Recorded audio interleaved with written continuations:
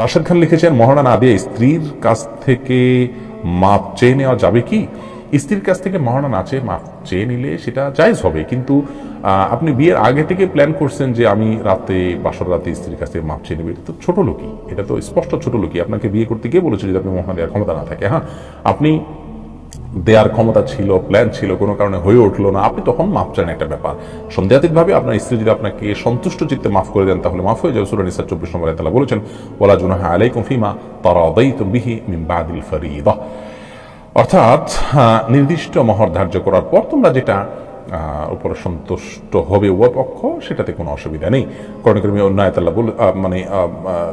আল্লাহ তাআলা আরো বলেছেন যে তোমাদের স্ত্রী যদি তোমাদেরকে কোনো ছাড় দেন মহর ব্যাপারে, তাহলে সেক্ষেত্রে ফাকুলুহু হানিআম মারিআ, তাহলে সেই ছাড় তোমরা গ্রহণ করতে পারো। কিন্তু আমার জানা নাই যে কোনো সাহাবী মহর ধার্য হওয়ার পর স্ত্রীর কাছে মাপ চাইছেন যে আমাকে মাফ করে দাও। এটা আমাদের কাপুরুষতা। এখন আসলে পৃথিবীতে ভাবের অভাব, ধরার সময় 10 লাখ 20 লাখ ধরি ভাবের জন্য, এরপরে মাপ চাই আমরা তলে তলে, এটা উচিত নয়, এটা কাপুরুষতা। এবং আগে থেকে সেজন্য আমাদের প্ল্যান থাকা উচিত।